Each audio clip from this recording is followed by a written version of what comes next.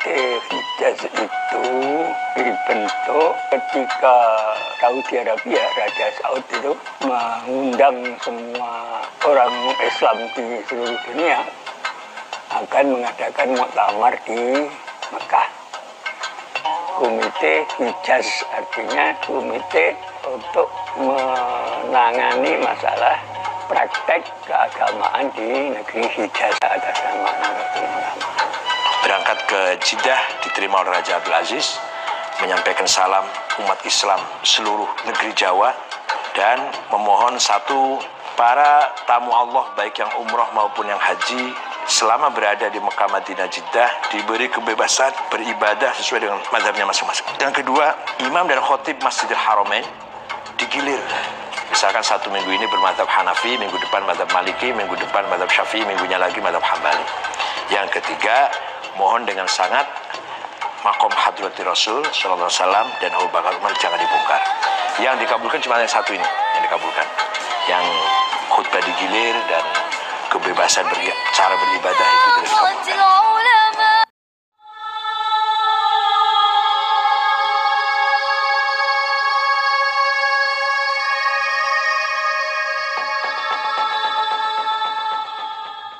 Teman-teman Islam, tahukah kalian, ternyata sebelum tahun 1925, keadaan Arab Saudi, salah satunya di Masjidil Haram, masih banyak masyarakat yang jahiliyah. Keadaan itu bisa dilihat saat waktu sholat tiba. Sholat jamaah di Masjidil Haram dulu, tidaklah berimam kepada satu imam seperti sekarang ini, melainkan imamnya berjumlah ada 4 imam. 4 imam tersebut berlainan mazhab. Setiap orang sholat akan sholat mengikuti imam sesuai keyakinan atau mazhab fikih masing-masing. Kejadian ini ditulis dan diabadikan oleh seorang pengembara terkenal di dalam dunia Islam.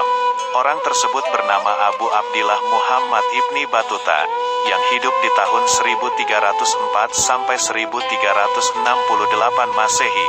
Dalam rihlahnya atau perjalanan beliau pernah berkunjung ke kota suci Mekah Al-Mukarramah dan beliau juga melaksanakan ibadah haji. Dalam waktu itu, Ibnu Battuta menceritakan dalam bukunya bahwa pada saat itu sholat berjamaah di Masjidil Haram, berimamkan sebanyak 4 imam berlainan mazhab dalam setiap waktu sholat. Artinya dalam setiap sholat 5 waktu, akan ada 4 kelompok imam mazhab bersolat mengikuti imam dan keyakinan fikih masing-masing. Yang kami maksud imam mazhab ini, tidak lain dan tidak bukan adalah imam yang bermazhab Syafi'i, Hanafi, Maliki dan bermazhab Hambali, termasuk diantaranya kelompok Syiah juga melengkapi kelompok keyakinan yang bersolat di Masjidil Haram.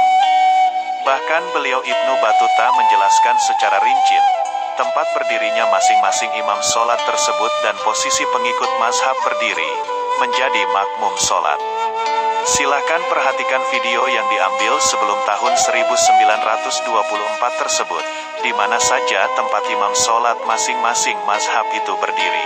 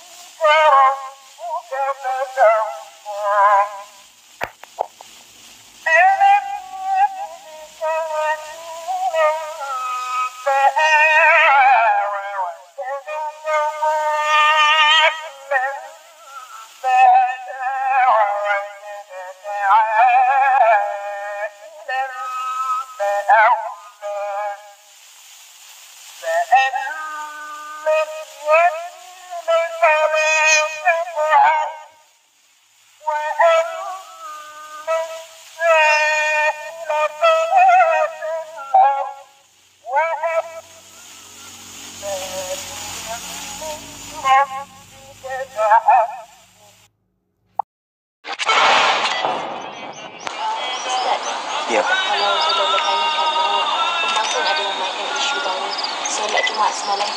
lah.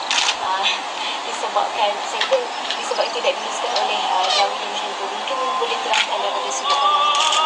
اوكي.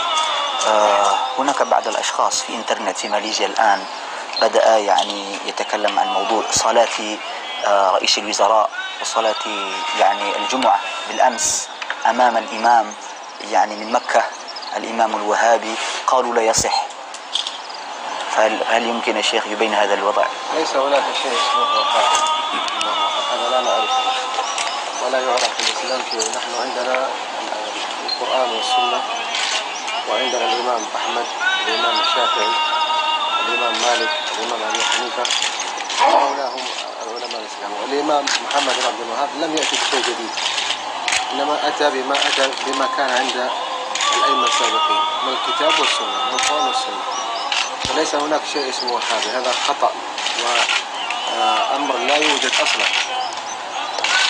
ولذلك صلاة رئيس الوزراء ورأيي أنا هو من السنة وأنا من أهل السنة وكلنا سواء الحمد لله. الحمد لله. بطريق واحد. طريق واحد. Okey, Syekh berkata sesungguhnya tidak ada istilah pun dalam Islam yang bernama Wahabi. Tidak ada istilah pun. Ia satu pengistilahan yang disalahgunakan. Dan sesungguhnya kalau kita merujuk kembali, Saudi sendiri mereka mempraktikkan mazhab Hanbali. Imam Ahmad di kalangan ahli sunnah, Imam Syafi'i di kalangan ahli sunnah, dan imam-imam yang lain juga daripada kalangan ahli sunnah. Maka sebenarnya tidak ada satu perkara yang baru pun. Kesemuanya berasaskan Al-Quran dan As-Sunnah. Itu pegangan kerajaan Arab Saudi, bahkan pegangan dan pendirian Syekh sendiri.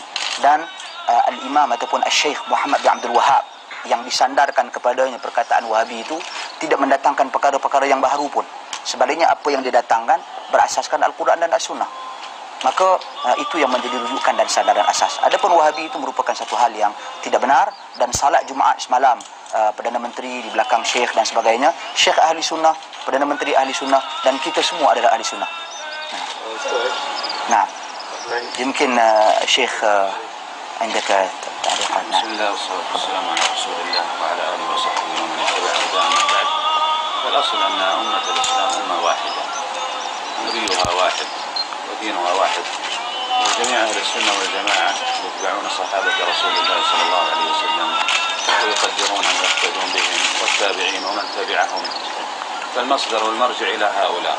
وأما كل الأسماء التي حدثت بعد ذلك فهي من أسماء يصدق عليها ما نهى الله عز وجل عنه، ولا تنابزوا بالألقاب، وقوله تعالى ولا تنازعوا فتفشلوا وتذهب ريحكم واصبروا. هذه الأمور إنما هي تفرح الشيطان الذي يئس أن يعوده المصلون، ولكن لم ييأس من التحريش بينهم. بل الذي ينبغي أن تترك هذه الأمور، وإن كان ثم خلافات فالمؤمنون بينهم من المشتركات ما يمكن أن يجتمعوا به ويتآلفوا ويقضوا على هذا الخلاف، ولا يعطوا خلافات فرعية أكبر من حجمها حتى تتسبب في تفتيت الأمة وتشتيت جهودها، وهم أحوج ما يكون إلى أن يتحدوا في هذا العالم ضد خصومهم وأعدائهم الذين يريدون لهم شرا. نعم. Okay. Syekh Lutfullah, profesor di Aqidah di Universiti Ummul Qura, menyentuh isu yang sama yang dibangkitkan tadi. Kata beliau, umat kita umat yang satu, agama kita satu, Nabi kita SAW satu, kita mengikut para sahabah radhiyallahu anhum ajma'in juga yang sama. Okey. Kemudian kata beliau, adapun yang didatangkan istilah-istilah, mustalahat ataupun terminologi seperti perkataan Wahabi ini satu perkataan baru yang tidak pernah ada dalam kamus dan diary kita. Dan beliau membacakan firman Allah Subhanahu wa taala wala tanabazu bil alqab, jangan kita menggelar orang dengan gelaran yang tidak baik. Dan juga beliau membacakan firman Allah wala tanaza'u fatafshalu wa tadhhabu rihukum, jangan sama sekali kamu bercanggahan sesama kamu, ia akan menyebabkan kamu gagal dan hilang kekuatan kamu. Kemudian Syekh juga menyatakan bahawasanya ia merupakan kegembiraan bagi syaitan, yang mana syaitan ini sangat suka melihat perpecahan kaum muslimin.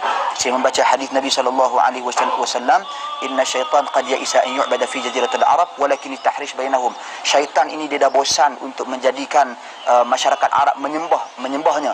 Apa yang dia wujudkan sebagai ganti kepada perkara tersebut, menjadikan masyarakat Arab itu berpecah belah. Begitu juga yang berlaku dalam konteks negara kita. Syaitan inginkan perpecahan berlaku di kalangan kaum muslimin. Sesungguhnya tak dinafikan, kata Syekh, berlaku kekhilafan. Ada benda-benda yang kita khilaf dalam masalah-masalah furuk, tetapi di sana ada banyak perkara yang kita boleh sepakati.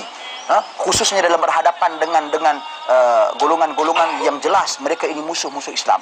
Maka sepatutnya kita fokus kepada perkara-perkara yang kita sepakati. Adapun perkara-perkara yang kita khilaf, kita berlapang dada dan saling hormat menghormati antara satu dengan yang lain.